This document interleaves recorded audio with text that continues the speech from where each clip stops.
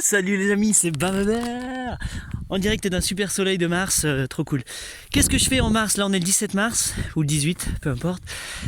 Je viens juste de rentrer du Maroc, tout est fleuri, tout est beau, tout prend comme ça. Et le printemps va s'annoncer, et là pour moi c'est le moment de venir récupérer, tu vois, toutes les tiges que j'ai laissées le plus long de l'hiver. Il y a plein de tiges comme ça, de branches que je laisse le plus longtemps possible, tu vois, j'aime bien laisser tout ça, même si c'est pas super esthétique, c'est très important. Pourquoi? Là tu peux me le dire, parce que plein de bestioles vont pouvoir aller dedans, les araignées vont faire leur truc, les menthes religieuses, les machins, enfin bref. Et surtout moi, c'est que à terme, ça se transforme en super matière carbonée.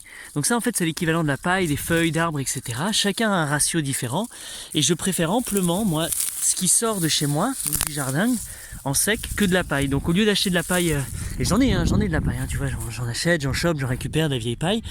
Mais pour moi c'est pas le top le blé, parce que bon, c'est pas toujours bio, et puis c'est qu'une seule variété, et puis c'est cultivé dans des champs qui sont pas vraiment très riches en carbone, donc le produit final de la paille, elle est pas super riche, tu vois, c'est pas vraiment du top.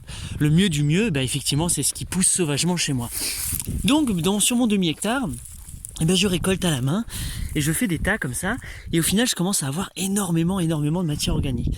Alors tu vois, tout ça. Bon, pour l'instant j'ai pas vraiment des grands arbres, j'en ai planté 100 ou 200 ou 300, je sais plus, tellement, je sais plus compter.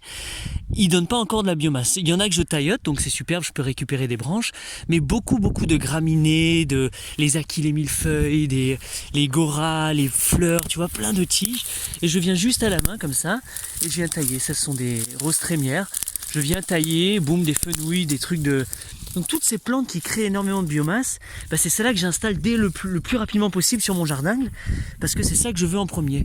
Je veux absolument avoir un maximum de carbone, que je pourrais maintenant repailler, recouper. D'ailleurs, il y a des amis là qui développent les H-pailles, qui les font faire en Inde et qui les ramènent en France, donc intéressez-vous à ça, je vous mettrai un lien de ces quatre. Nous on va en avoir un, je vais vous le documenter, vous filmer un petit peu comment ça fonctionne. Mais si j'ai pas de H-paille et que je veux pas directement le remettre dessus, pour moi l'intérêt le plus intelligent c'est de le composter. Donc là je vais récolter tout ça, je dois tondre de toute façon parce que l'herbe a poussé, je vais récupérer le caca de toutes mes poules, les trucs comme ça, et je vais lancer mes composts. Et comme ça, juste avant le printemps, je vais avoir un compost alors là, bactérien, il me le faut bien qui bombarde.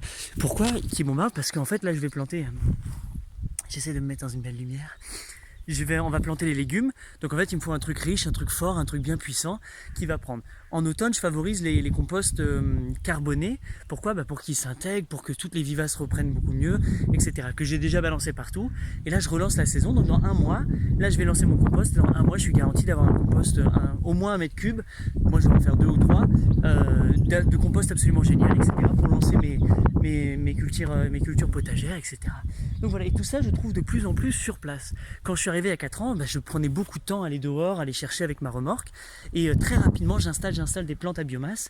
Donc je te ferai toute une liste, il y a toute une liste sur mes formations qui sont déjà accessibles en ligne, et puis sur les vidéos.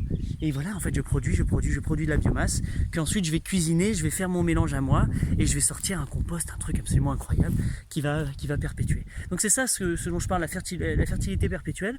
Ce sont les cycles en fait qui chez moi, au fur et à mesure, boum, reviennent, tout repart, et c'est le plus sain de plus sain. J'ai pas besoin vraiment d'importer. Au début j'ai importé beaucoup, et maintenant de moins en moins j'ai besoin d'importer, c'est génial. Donc tout est sur place. Voilà l'intelligence d'un design, l'intelligence de ce qui se fait. C'est bon pour toi? Allez, ciao.